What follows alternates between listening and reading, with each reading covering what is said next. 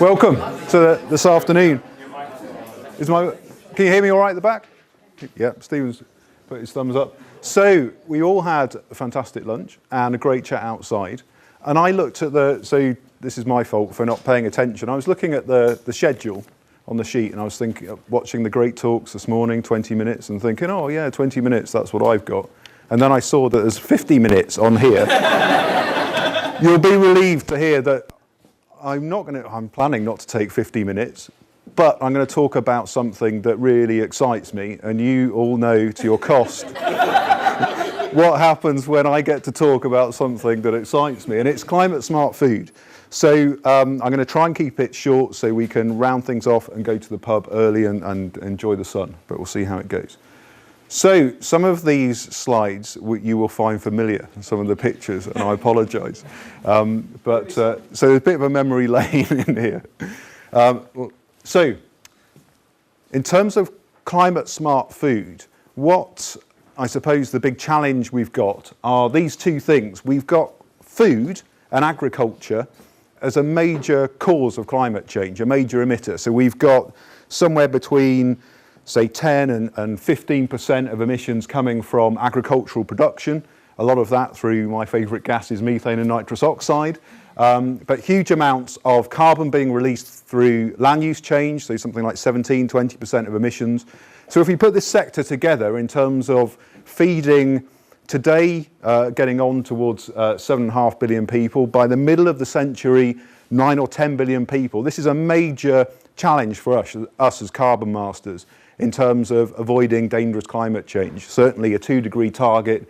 If we go on in terms of the kind of diets that are average for the Western world, that's really not kind of, doesn't fit with where we need to get to on emissions. So a major challenge in terms of the cause of climate change, but also we've got this real whammy of climate change itself, the impacts in terms of changes in precipitation, high temperature, the kind of severe weather events, starting to stymie our production of food. So we've got this high emissions problem, but we've got climate change impacts as a real threat to food security. So climate change and food security, I love this subject because it revolves around methane and nitrous oxide. But I think in terms of an area where carbon masters and the kind of work we do can be really effective and one of the big challenges for us, I think this is something where, as hopefully you'll see in this talk, we can make a real difference. So if we look at mitigation, first of all, and this is where you'll start recognising some of the slides. And I was really tempted just to give you all the same lecture again, so do my non-CO2 and get my worms in and all of that, but I'm not going to do that. But just if you take yourselves back to the non-CO2 mitigation lecture, and we were talking about these kind of things. So what can we do with cows? Big source of methane emissions, particularly from belching rather than farting. But a key driver here is increasing meat and dairy consumption around the world. So obviously that's a potential mitigation area, is reducing that intake, and it's one of the things we were discussing outside. So Katie was talking about that as a real challenge in terms of our human behaviour and where we go as we get more affluent, how much meat and dairy we eat. But there are other great things. Do you remember the cow hotel? We talked about the cow hotel in Australia. The research which has gone on in terms of feed additives, how we look after our cows. So Catherine in her Hangout talk mentioned what they're doing in Brazil in terms of learning from farmers in the UK about good, efficient meat and dairy production to reduce emissions per litre of milk, per kilo of beef. So good mitigation options, certainly in terms of technology there, but I guess with all of these, there's a big question about human behaviour and what's acceptable.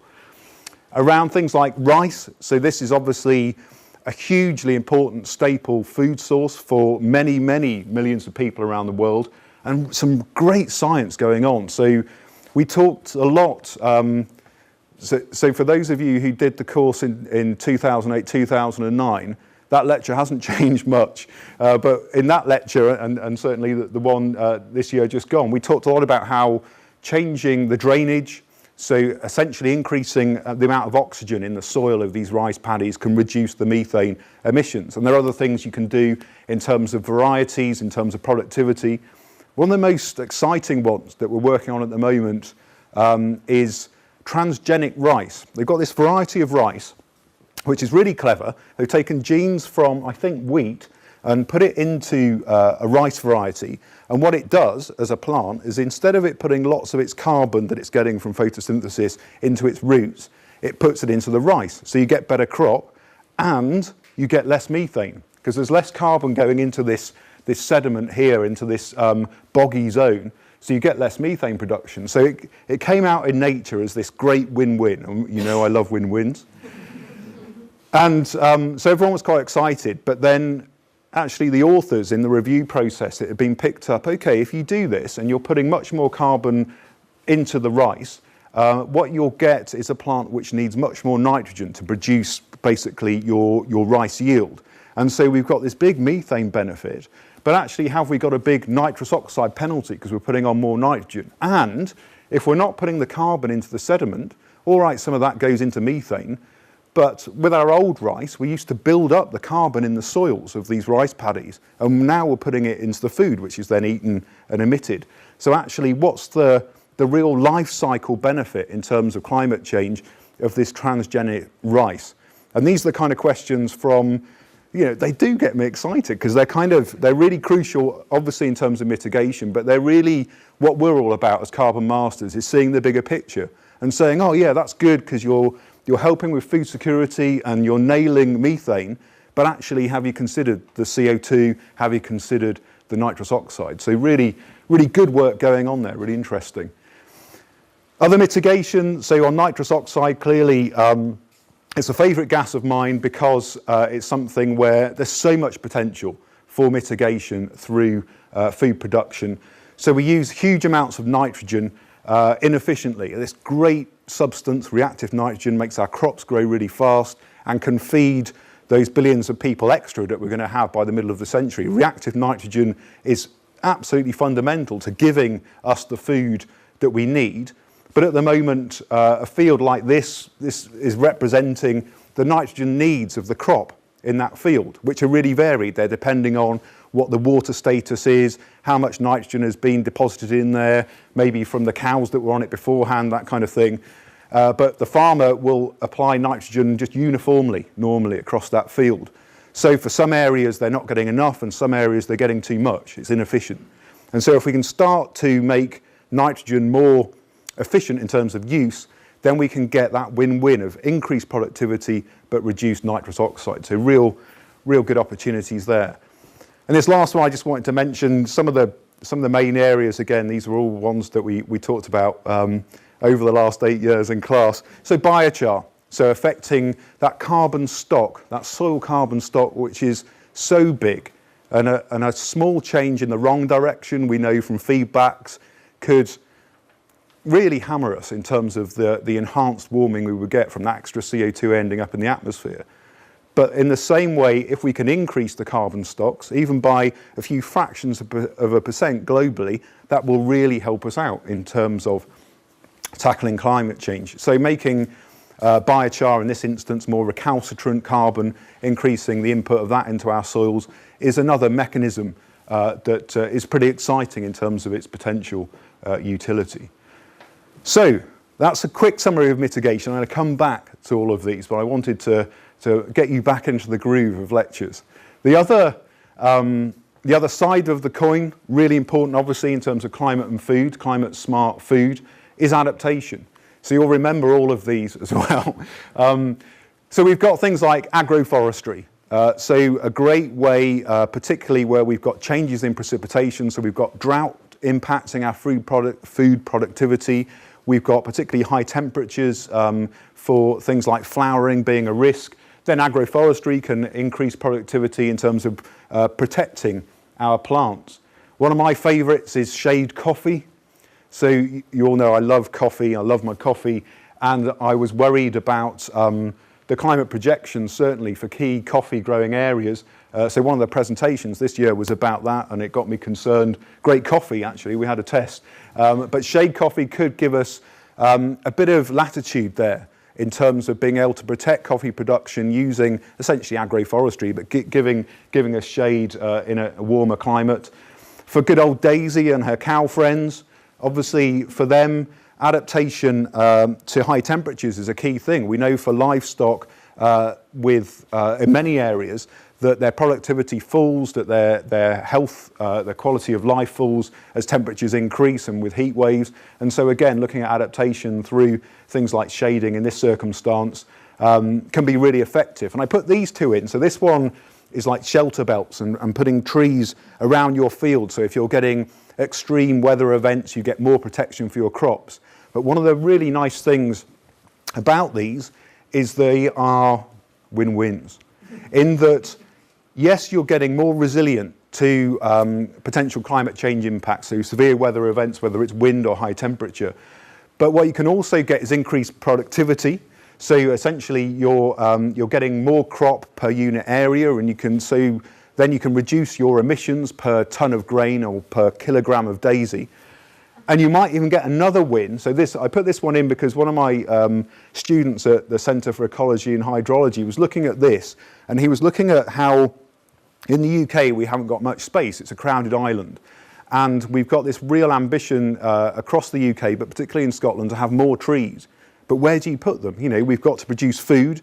We've got lots of urban environments. We've got environments for grouse shooting and all that kind of thing. Where do you put the trees to actually increase the number? And so he was looking at essentially this integrated food production where you've got your crop or your livestock, and then you're using trees directly around them to actually give them protection to get those benefits, but actually also increase the longer term carbon stock and sink of the farm environment. So he was looking particularly at how these trees, if you put all of these around a chicken farm, for instance, the chicken farm itself would benefit from shading and from protection, but also the trees would filter out a lot of the ammonia, the reactive nitrogen, which normally would fly away and cause human health and eutrophication impacts. And actually what it would do instead was fertilise these trees, which would grow faster, take up more carbon. Win-win-win, Stuart. That's what we're after. Triple wins is the new win-win. So that was a quick whistle-stop tour of what I thought I was going to talk about for my slot, which was just going through the latest science on Climatesmart Food. But when I was going through, I thought, actually, this talk's all about what carbon masters are doing. And so that's what the rest of the talk is going to be. It's about what you lot are doing, particularly those carbon masters doing dissertations and PhDs now here at Edinburgh. So if you recognise your face, you'll recognise some of these. So the top one, if you haven't met him already, this is David. And you might recognise this slide on the left. This is push-pull agriculture. Remember that? So that's this idea, again, of getting a more resilient but also more efficient food production. So what David's doing in the context of Climatesmart Agriculture is really good. He's looking at Malawi specifically, looking at the climate vulnerability of food production there and key commodities. And as part of that, then looking at interventions in terms of, so you might come up with push-pull as an intervention, but certainly looking at these key challenges but solutions in that context. Tom here is going for the GM option, so he's looking at Europe and examining things like wheat production in Europe, really big commodity. We know for the south of Europe or southern Europe, summer temperatures are going to increase fairly markedly on whatever scenario you look at. And wheat, even though we grow it a lot, is a bit of a tricky one as a crop because it's not very elastic. If you increase the temperature, it'll cope to a certain extent, but there's a limit. And if we go over that, then production will plummet. So what Tom's going to look at is where GM can get us, how much plasticity there might be there in terms of GM as an option for increasing food productivity in the context of climate change. Let's have some more. So Hannah probably doesn't like KFC, but I use this picture because Hannah's starting a PhD in September, but is already doing really impressive work on essentially how we feed those 9-10 billion people by 2050 in a sustainable way. And a key part of that is how we feed them, all right, in a low carbon way, but also how we avoid malnourishment, how you feed people in terms of giving them the right protein supply, the right nutrients. So can you actually get to a stage where, yes, we've got rid of malnourishment as well as reduced emissions. So Hannah's got a hell of a job cut out for her in 3 years to answer that on a global scale, but she is the person to do it. So wish her luck when you see her. Erin is, so I don't know, you should have done the lunch today, Erin. So Erin's got this really exciting dissertation project, which is all around, again, this issue of, if we're sourcing a lot of our protein, as we do at the moment in our diets, from chicken and beef and the standard kind of livestock, we know they have a substantial carbon footprint. So in terms of nitrous oxide emissions and methane. But there are other protein sources, other food sources, particularly insects, which we know we can produce at a much lower carbon intensity. So we can get what we need as a food, in terms of food, much more easily. But obviously there's some major barriers here in terms of public acceptability of consuming these. So one of the things Erin's looking at is that barrier in terms of, are we happier to eat it if it's milled into flour? So Erin's got a big bag of flour, haven't you, made from insects? So I'm looking forward to trying an insect cookie at some point and comparing it to a normal cookie and seeing if that's a barrier, and actually looking at a lot of these solutions that we talk about on the programme. We all know, one of the things I think which differentiates us from if you were doing this programme in engineering, or maybe just in geosciences rather than looking across economics and business, etc., is yes, we look at all these great technological solutions, and you might go, yeah, insects are really efficient, we'll just use them and substitute all of meat. But the reality is that the world is different to that. We have public acceptability, we have humans. Humans really complicate it all, otherwise it'd be easy. And so that's one of the things Erin's going to investigate, is how much of a barrier that is in terms of public acceptability and how it might be overcome. So really, again, exciting, and going to quantify some of the emission benefits. Right, you're probably all worried now, am I going to come up on the next slide? I wish I probably could have got everyone on here, actually, one way or another. But we've got two more here. So we've got Stephen. So Stephen is a good way through his PhD work already, but he's really looking, I think, at one of the big holy grails in terms of food and climate-smart food, and it's addressing food waste. So somewhere around 20, maybe up to 30% in some nations of all that food we produce, all the emissions that are caused by it, all that effort that goes in, it doesn't end up being eaten by the people it's intended for. It ends up being wasted. And so one of the things Stephen's been doing is quantifying that across the world, looking at what food groups are being wasted and why they're being wasted, so which part of the food supply chain. So here in developed nations, a lot of our wastage occurs at the supermarket and the consumer level, whereas in a lot of developing world nations, it's actually in terms of the production and getting it out of the farm to the people who need it, where the waste and loss is occurring. So by quantifying where that's happening and why, the next stage of Stephen's PhD is then to say, well, how can we intervene? What's going to be effective, not just as a broad brush, but actually specifically for these systems and these food types. So really exciting work he's doing. Sam is working on We Food. So Copenhagen, for a lot of us, we went to Copenhagen, but I wish I had gone to this place. I don't know if it's open. So We Food, again, related to this huge amount of food waste from the retailers, from supermarkets. So We Food, Sam will correct me if I'm wrong, but We Food, I think, essentially takes food which is out of date. Is that right, Sam? So from the supermarkets, obviously, they tend to have quite a lot of food which they don't sell, and then it goes out of date, and then it would be binned, go to landfill, or not used in an efficient way. And what We Food have managed to do through a bit of a change in legislation, I think, is they can resell it at lower prices to people in Copenhagen, so it doesn't get wasted. And so the consumers here, this happy chap, you can tell it's Copenhagen because it's bloody. It could be Edinburgh, I suppose, in the summer. Obviously, that food is getting consumed, so that all those emissions that have been associated with growing it aren't wasted. They're actually going to where it should be. So again, this part of the waste side, the waste and loss side of food and climate, so important and really exciting work. And so this is like, you can relax if you're not on this slide, because this is the last one where I'm putting faces up. So Erica, who's been the leading light in terms of developing the online version of the programme and was obviously part of the inaugural on-campus carbon management programme. Erica starts her PhD with us in September, and she's making that link between food waste, so essentially food-borne disease. So one of the things she's looking at is things like mycotoxins. So you get a lot of grain across the developing world, particularly in sub-Saharan Africa, which is lost, it's destroyed by things like fungi and pests like this, but a huge human health cost as well. Because what you get with some grains and some fungi are toxins, which then if you consume that food can be debilitating, you can end up dying, and that actually thousands of people are suffering from these effects already. So what Erica's going to investigate and pull apart is potentially that triple win of how can we make these systems more resilient, certainly in the face of climate change where we're getting changes in precipitation, warmer weather, more humid conditions, so more of these pests and disease attacks.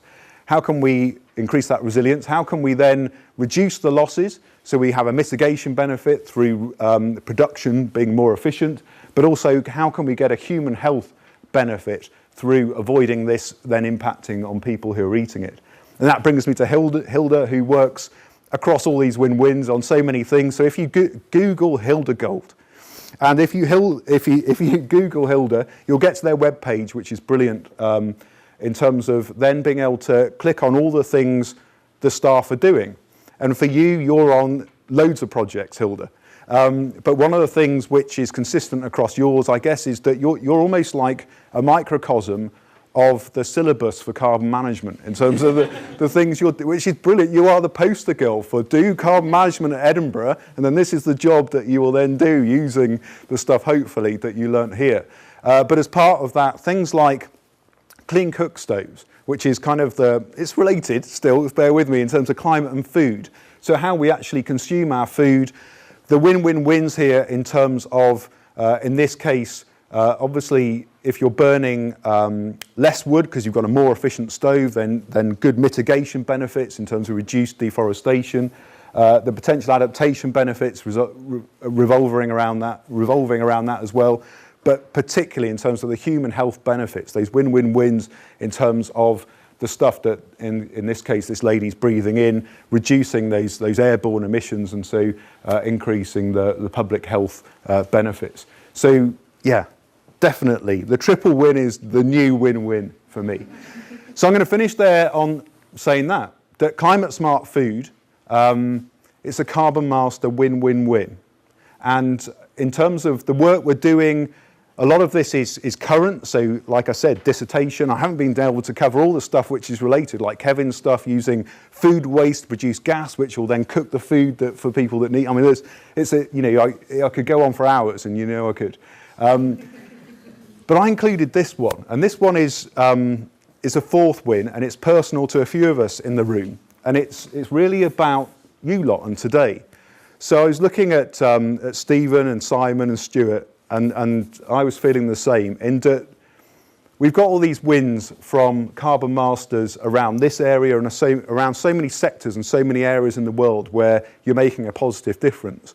And that's for everyone externally, that's a lot of wins already. But for us, all of you, for us four and the rest of us involved in the programme, you're the biggest win we've ever had. So thank you.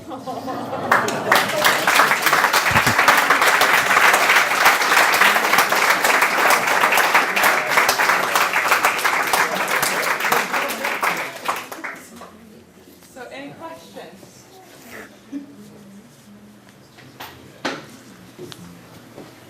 Silence. Drew. What are the take-homes?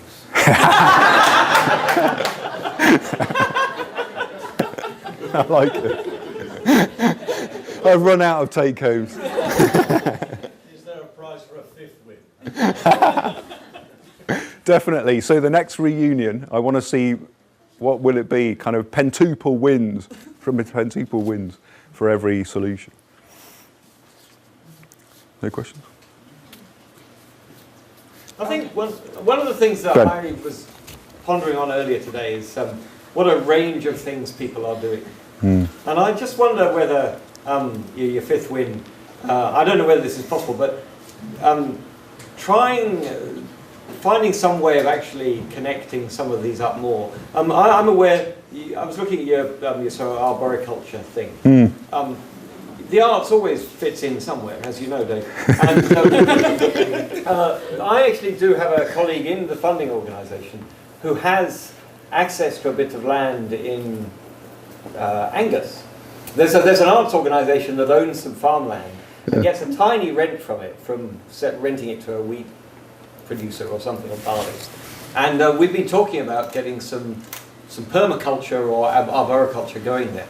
And I was just thinking there are sometimes we need to connect these things up a bit more. Yeah. And it's easy to come to these things and be amazed at what people I knew who were archaeologists are now doing. Yeah. And but finding some way maybe to connect those up a bit more. Yeah. Whether there's a way using the reunions or some other thing to do that a bit more, not formally but energetically. Yeah, we were talking about this in our group, just in terms of the.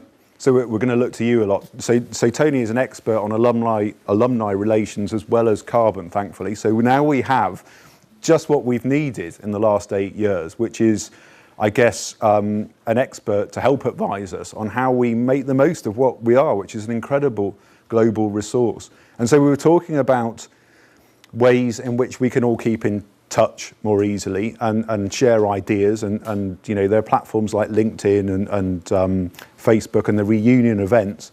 I kind of think, and we need to have definitely a good chat about what we can do and what's possible, because we're all really busy. That's the trouble. You're all so successful.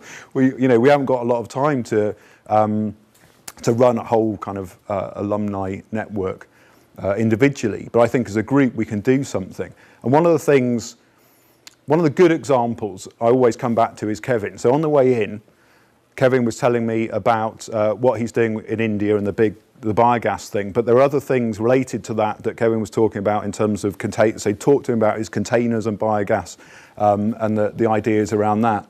But where we've got projects like the Angus example, where we could involve current carbon masters in terms of dissertation projects, but also all of us in terms of people who are working on things which are relevant or would just like to get involved. I think that could be a great way for all of us kind of to actively work on a project and hopefully make it even more successful. I was at a thing in Salzburg recently, and it was a 5-day arts and sustainability thing. And at the end of it, they said, oh, by the way, in a couple of weeks' time, we'll be writing to you about, I think it was Rockefeller Foundation funded or something. It was quite a small amount of money. It was up to 10,000 euros or something.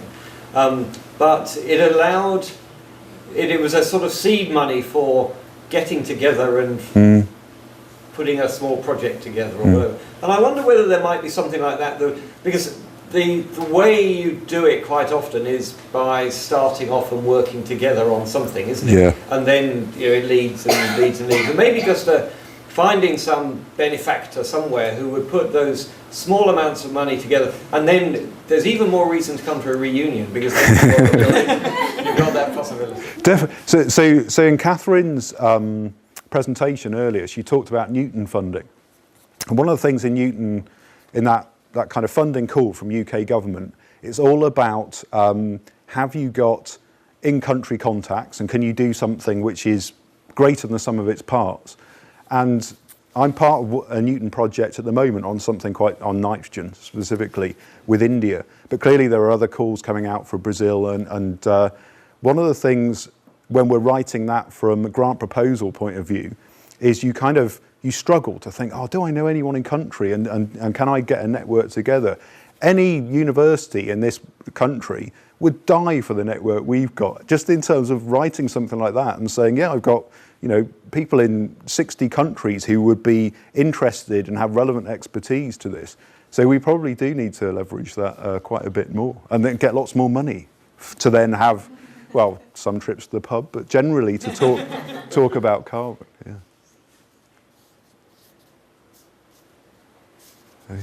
It wasn't like this in class. You're always. Where's Shane got? Shane always asks a question. Where is he? No, he's staying quiet. So. Thanks again, Dave. Cheers. Thank you.